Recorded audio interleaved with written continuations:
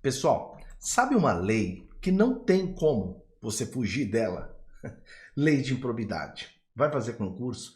Tem de dominar a Lei 8429 de 92, tá? Eu separei para vocês aqui uma aula bacana de dicas legais, né, que vão envolver a aplicação dessas penalidades e também declaração de bens, acho que fica aqui no finalzinho. Eu acho que vocês vão curtir, tá bom? Esse pedaço de aula foi retirado do nosso curso. TRF3 é intensivo, direto ao ponto. Faz o curso, dá tempo sim, tá? Ou você acha que você vai ficar estudando aí 13 mil slides que vai dar certo nos seus PDFs? Não, vai direto ao ponto. Curso de gente muito experiente, espero que quem esteja fazendo deixe um comentário e quem gostou da aula também deixa comentário. Ó, gostou da aula? É esse curso aí. Vai no site, manda bala. Espero que vocês gostem. Valeu, pessoal! Vamos lá, professor. Eu li os 3 grupos já. O senhor falou de improbidade que causa enriquecimento ilícito, causa lesão erário e que atenta aos princípios da administração. Beleza. E ele pode perguntar, eles adoram ficar perguntando as consequências? Eles adoram. Por quê? Porque o artigo 12 ele fala, independentemente do ressarcimento, né, integral do dano, se efetivo, e das sanções penais que eventualmente eu posso ter, de responsabilidade civil, administrativa, está o responsável pelo ato de improbidade as seguintes combinações. E aí, não tem jeito, pessoal. Tem de colocar essa tabela na cabeça, tá? Então, se você... desculpe a minha insistência, mas você tem de saber isso. Isso aqui é o artigo 9º, esse aqui é o 10 e esse aqui é o 11. Tem de saber isso. E ó, olha o perigo, ó. Veja, aqui, nos 2 casos eu tenho perda da função pública. Aqui não. Né? Olha que interessante. Aqui eu tenho suspensão de direitos políticos, né? Deixa eu colocar o verde aqui. Aqui eu tenho suspensão de direitos políticos, suspensão de direitos políticos, né? E aqui não. Ó.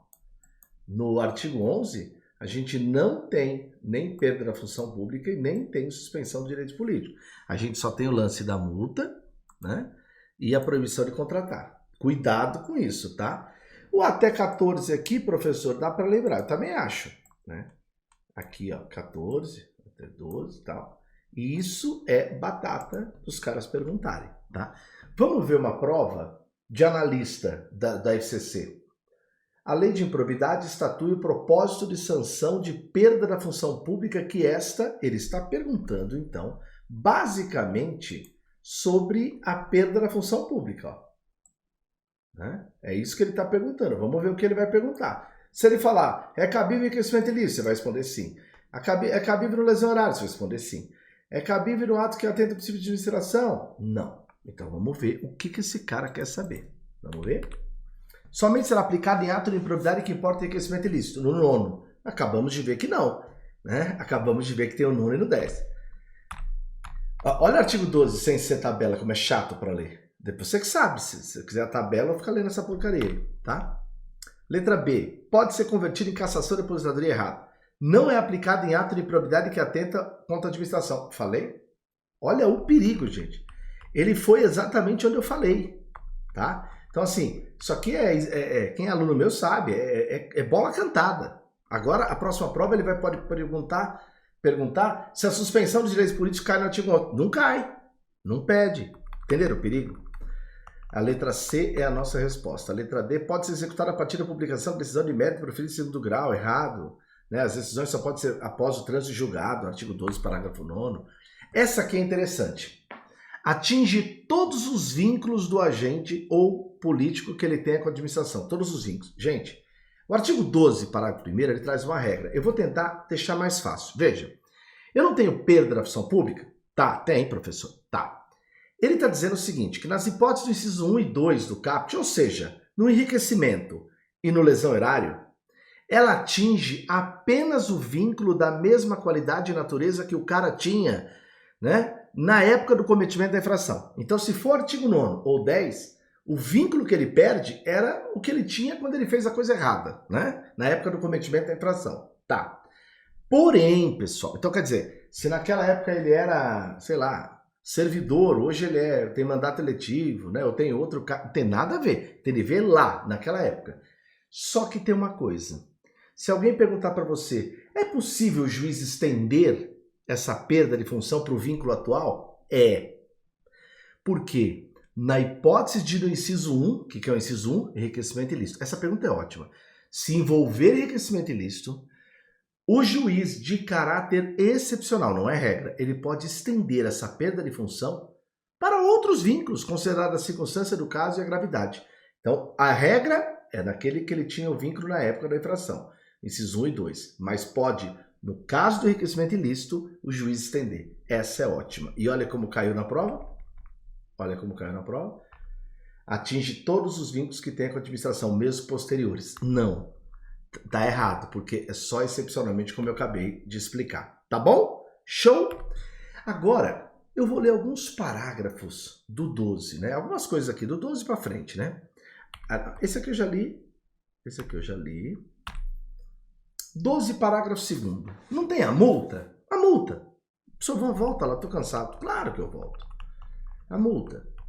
Ó, a multa não pode ser o valor do acréscimo no enriquecimento, o valor do dano na lesão horário, atento aos princípios de administração, é o valor até 24 vezes o valor da remuneração. Tá. É possível que ela seja aplicada em dobro? É.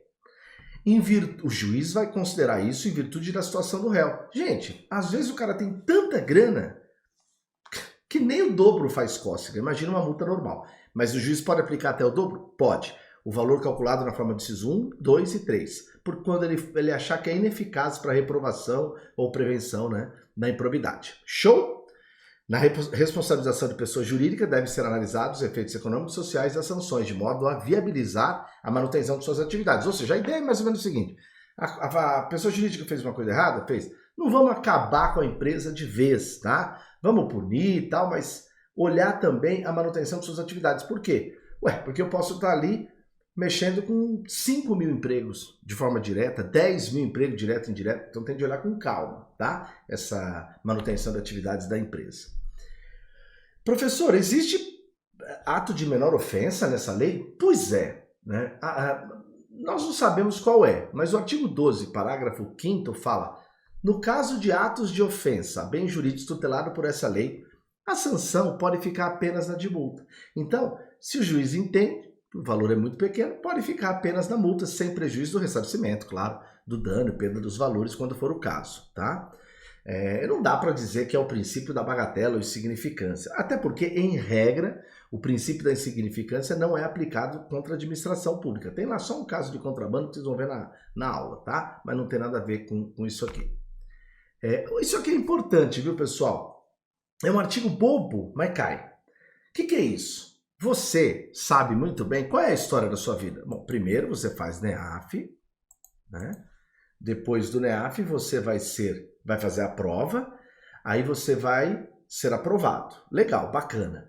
Só que primeiro vem a nomeação, depois vem a posse e depois é meter a mão na massa, o exercício. Nomeação, posse e exercício. Olha que interessante, ele fala que a posse e o exercício, elas ficam condicionadas a uma apresentação de declaração de rendas. Antigamente podia substituir pela declaração do leão, hoje não. É aquela, veja, a posse e o exercício ficam condicionados à apresentação de declaração de imposto de renda, né, que você tem apresentado à Secretaria da Receita Federal. Essa declaração, né, ela vai ser atualizada, claro, todo ano, né? E também quando você deixar o cargo, né? Deixou o cargo, o emprego. Por quê? Para analisar a sua evolução patrimonial. Entrou lá, tinha um patrimônio de 100 mil reais, hoje você tem 100 milhões de reais. O que você fez, né? Então, tem que explicar. E você pode ser apenado com a pena de demissão. A prova coloca qualquer outra coisa aí, suspensão, advertência. Não, é demissão. Sem prejuízo de outras sanções, pode ser até criminal. O agente que se recusa a prestar falso, né? Dentro do prazo, ou que presta falso, tá? Então, cuidado com isso, cuidado com esse detalhe. Tem um quadrinho aí para você não errar. Vamos lá, vamos tomar mais um café.